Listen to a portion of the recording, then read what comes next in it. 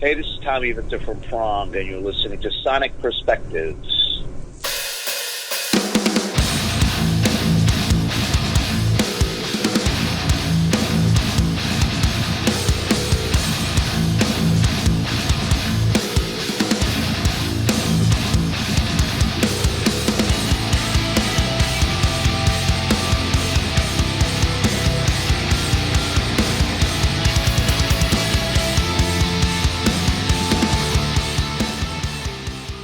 Hello again, music fans. I'm Rodrigo Altaf, and I'm here to bring you another interview for Sonic Perspectives. Today we're going to talk to Tommy Victor, the guitar player and mastermind of the band Prong.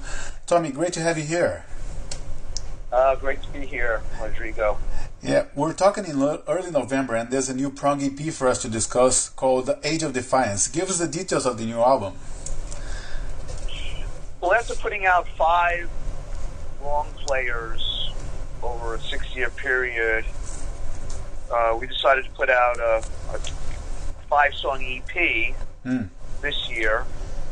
It has 2 new songs and then 3 live songs. So the 3 live songs being 2 from our Cleansing record and 1 from our Rude Awakening record.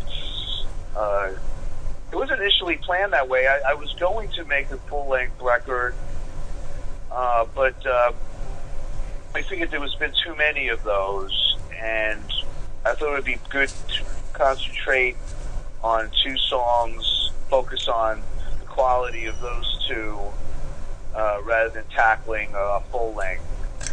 So out of the demos that I made for the full length record, I just picked 1 song out of that, which is the title track, Defiance. Right.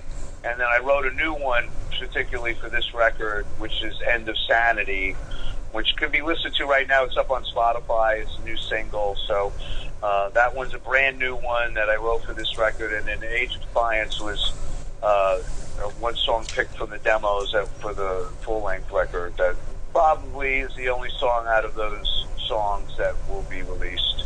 Okay. And would you say that releasing an EP is also a reflection of how the music business behaves nowadays? I mean, we see a lot of bands not even wanting to release new albums anymore, only isolated songs. Yeah, I mean, I've experienced that especially with the 0 Days record and No Absolutes. There was a lot of quality songs. There's a lot of songs that I thought could have been singles that could have gotten attention, and they just got ignored, really. I mean, they just got bypassed. Right. You know, not any creative process is not necessarily a waste of time, but I just thought that a lot of songs being overlooked is a problem that a lot of artists are experiencing. And, you know, people don't have the attention level anymore. I mean, we're always on the run. We have our smartphones. We quickly run through records really fast, and a lot of stuff gets overlooked anyhow. Yeah. So I know that from my own listening experience. Like, I'll listen to like the new Life of Agony record. I'll listen to like the 1 song and that's it. You know what I mean? And so it's gone back to more of a singles market possibly. But I mean that didn't really come into the picture making this new Prong record. But as it turns out, I think that you're right. I mean, I didn't really think about that, but it does make sense. Yeah. But you're saying that there's actually a plan for full length later. I mean, 2021 or 22, right? I'm having second thoughts now because I mean, this seems to be a lot more of a reasonable process. Okay. You know, you're not again the chore of tackling 14 songs it's a lot of work. Yeah. I mean, especially for me, I do all the writing and, with the help of the producer and, the lyrics of writing 14 lyrics, you're trying to say something is, something may get watered down a little bit, but in order for that not to happen, I got to really work very hard. Like, 0 Days, the last Prong full-length record was an exhausting process. I mean, it was, right. It really took a lot out of me. I'm not fearful of that process, but, going in and cutting a couple of songs, it may not be a bad idea to do, continually over the next couple of years, but, demand is what really happens. I mean, records are weird anyhow, new records. I mean, Prong is a legacy band, We depend a lot on our older records for, Spotify plays. I mean, essentially most of that's, Cleansing is our most popular record, and Snap Your Fingers, Snap Your Neck gets more plays than anything. Sure. Yeah. Having a couple of new songs here and there doesn't hurt, but, essentially Prong is a legacy band. Yeah. I see. But I do like how the new EP is almost like a definition of your sound in a handful of minutes. I mean, it has all the elements of the band in 5 songs, 2 new ones and three legacy songs, right? Yeah, I mean, like the legacy songs are important songs that, that we continue to play live. And, the new ones are the new ones. So, yeah. It works out. I mean, maybe a good formula for the future. We'll have to see. Like I said, the record business is a strange thing right now. I mean, I don't know.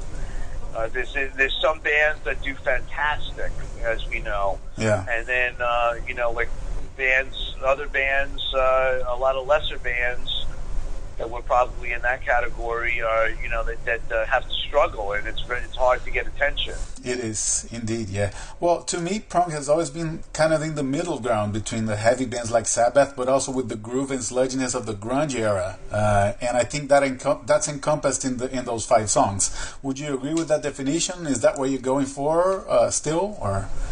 I think naturally it is like that. I mean, I think you're right. We sort of bridge the gap between several different styles, including hardcore and thrash, and then the groove metal, and then we do have some of just the real extreme heavy riffs as well. Yeah. And then there's the vocal side of it too. I mean, a lot of it's taken from post-punk and Killing Joke, and a lot of punk rock as well. So there's a lot of Prong is a mixed bag. What comes out, it comes out.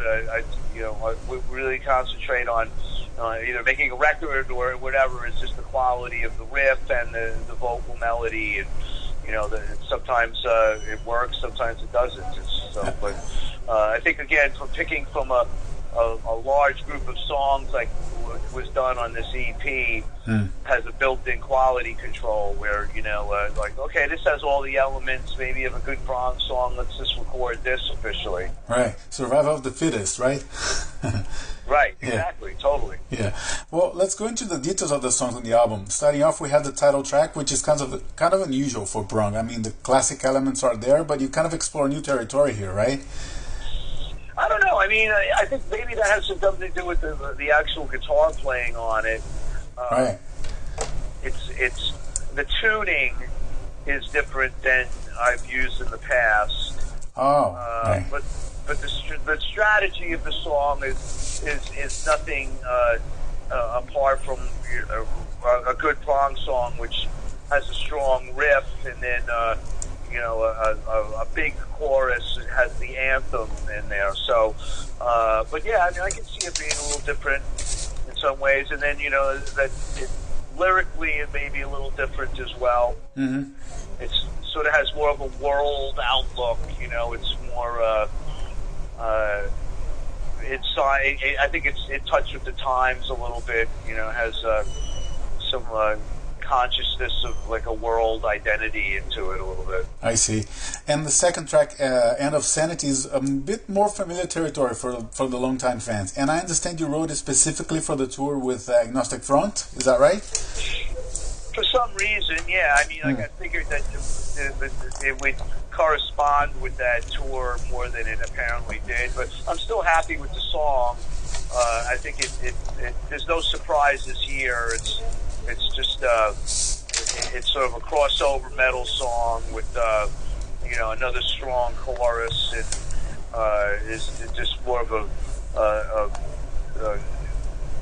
it's got the banger mentality into it. So it's pretty solid, like you said. Nothing, no crazy territory, just a solid, good riff and nice chorus and a good breakdown, and there you have it. Yeah. And, well, the other 3 tracks, it's 1 from Rude Awakening and 2 from Cleansing, which many fans still consider your best work, your best album. It's the 25th anniversary next year, right? 25th of this year for Cleansing, yeah. Yeah.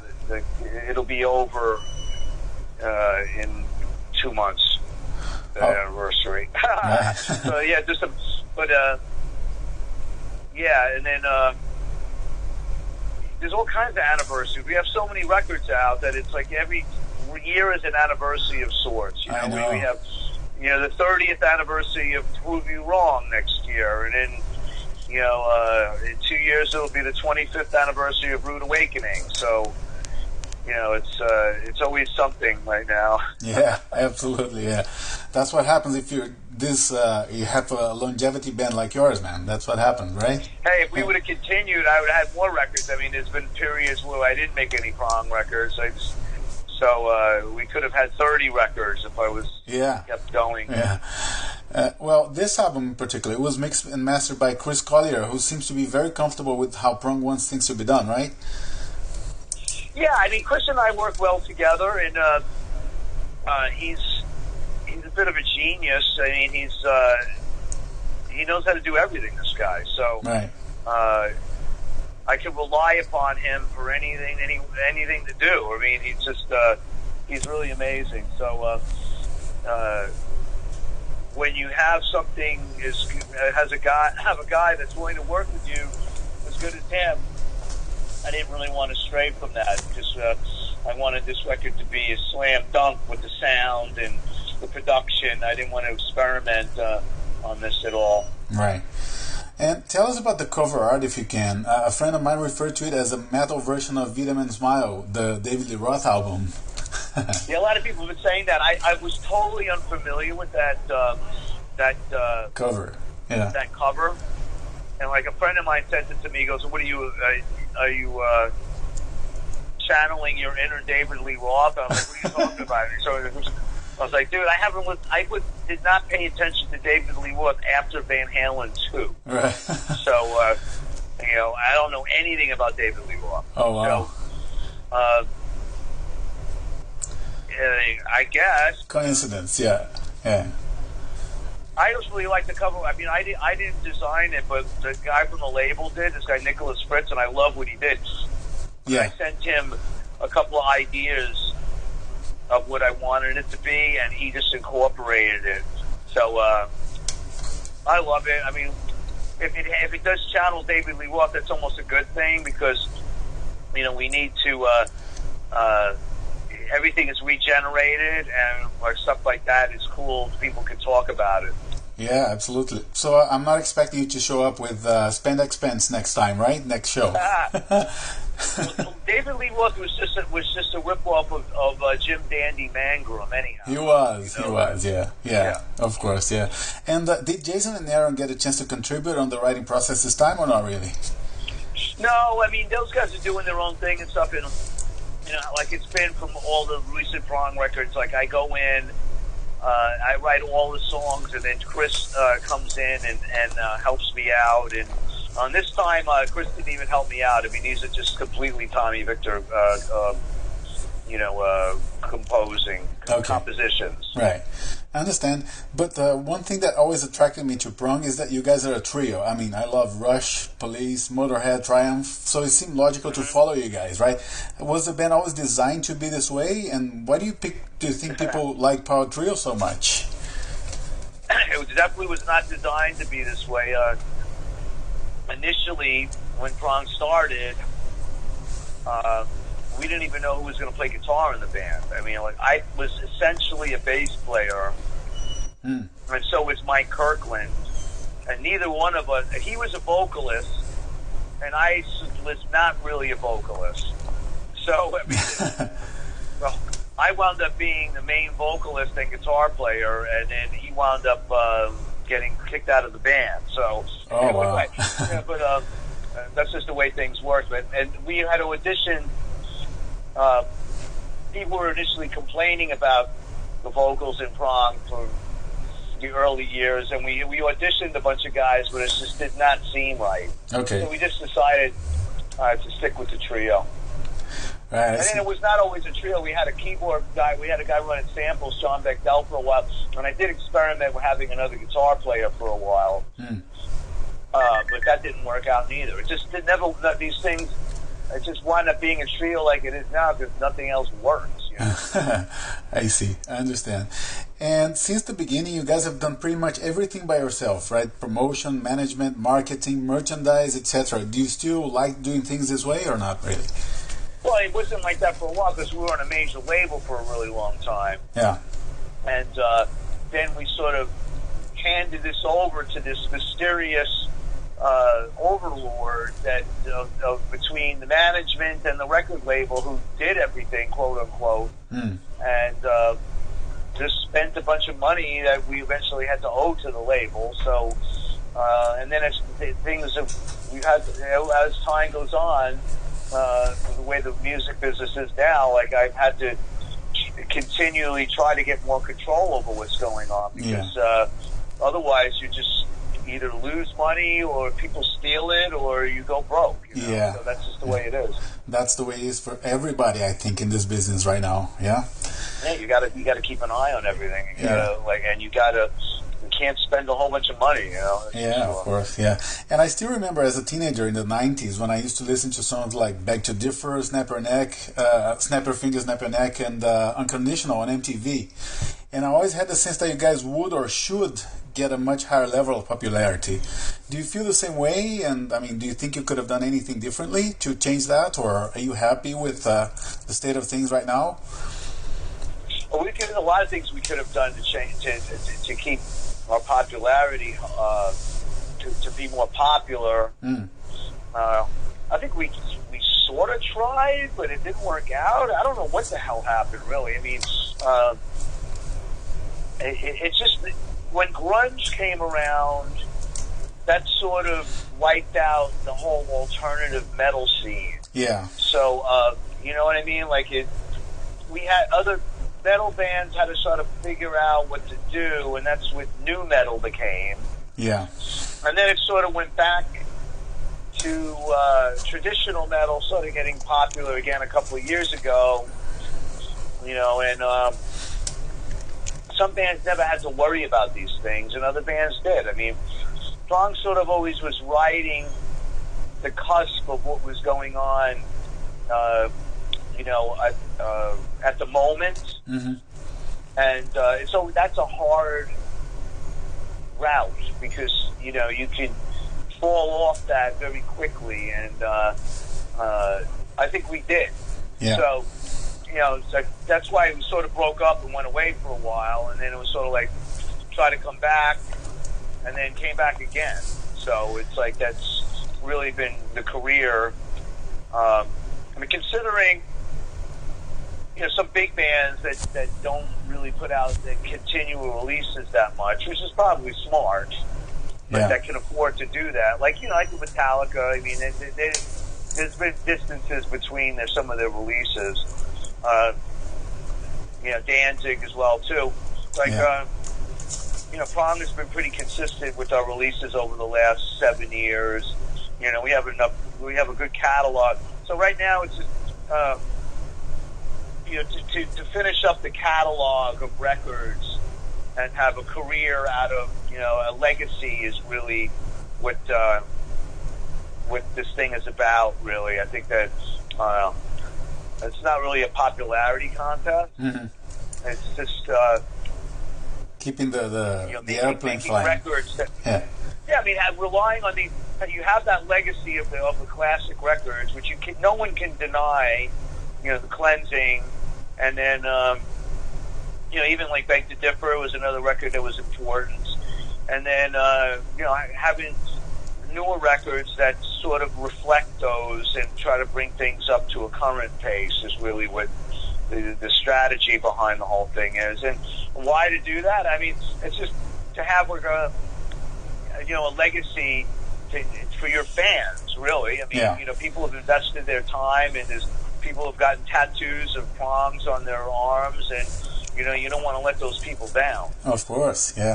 I think you ended up reaching that sweet spot where you have fans who are very dedicated, like you said, but at the same time you can go out on the streets without people bothering you, right?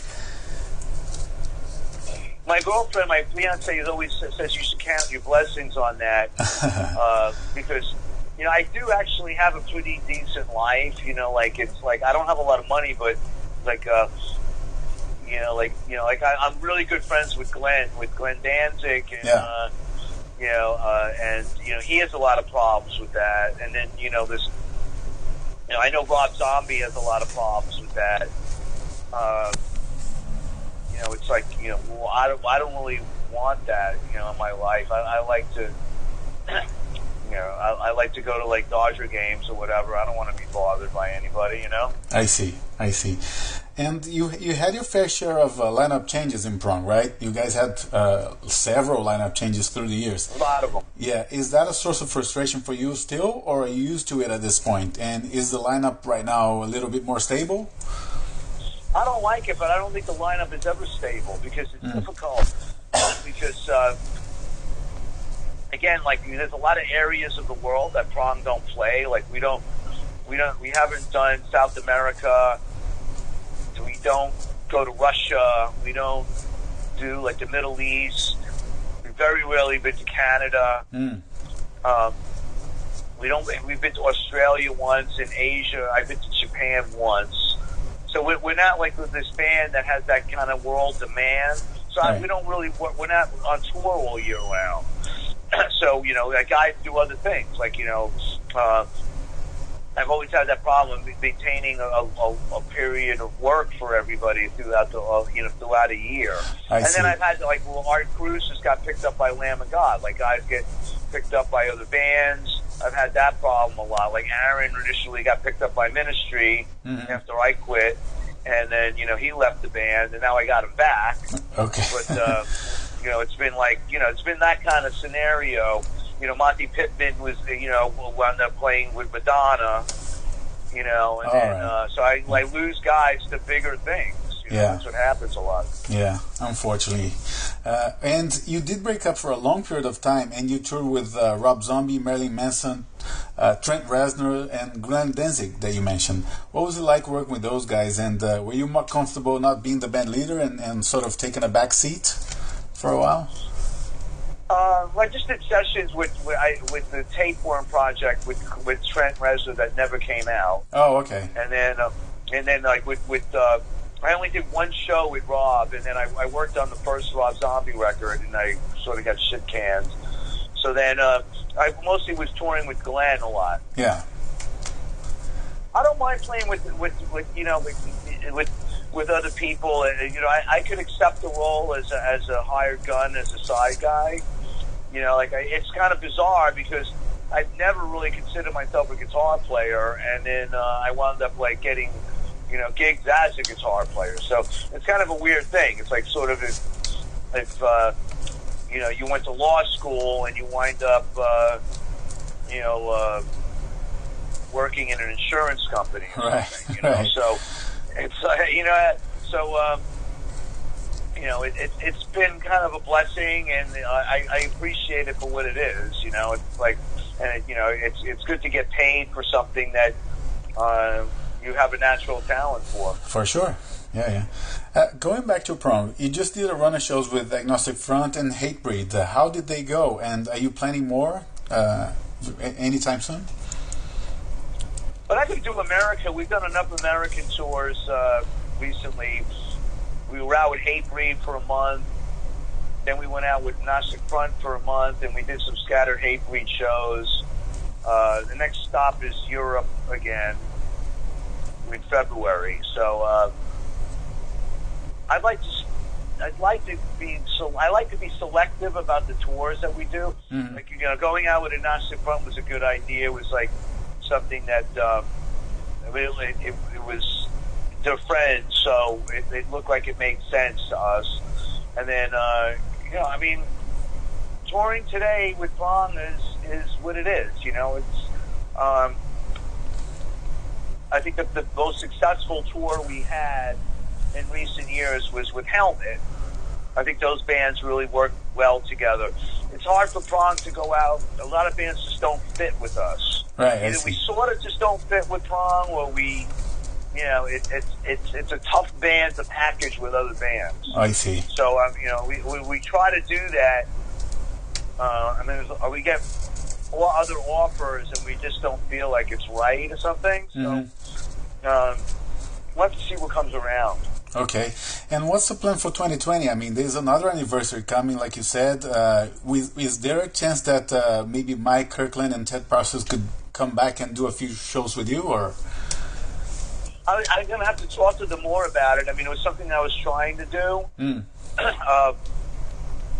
The long-standing problem with Ted Parsons is that he lives in Norway. Oh, and it's like, you know what I mean? Like, he's been living in Norway for 30 years now.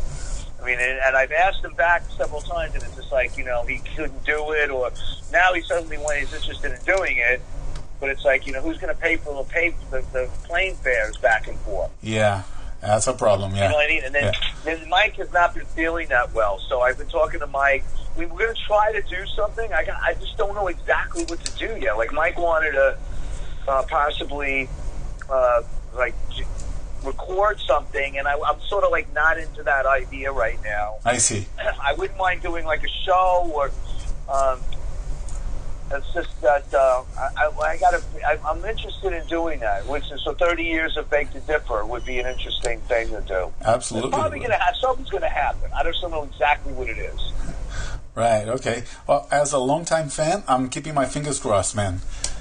Okay, cool. All right. So it's been a pleasure to do this interview, and I wish you success with the new EP. Thank you, and Rodrigo. hopefully this reunion tour or a reunion one-off next year. That'd be great. Yeah, no, I'm going to try, man. All right. Thanks so much, man. Thank you. All right, man. Thank you very much. Okay, bye. For our viewers out there, thank you for listening, and please support us by following us on Twitter and Facebook and subscribing to our YouTube channel. Make sure you check out Prong's new EP, Age of Defiance. We're going to finish off with the title track of this EP, which comes out on November 29th. Take care and rock on.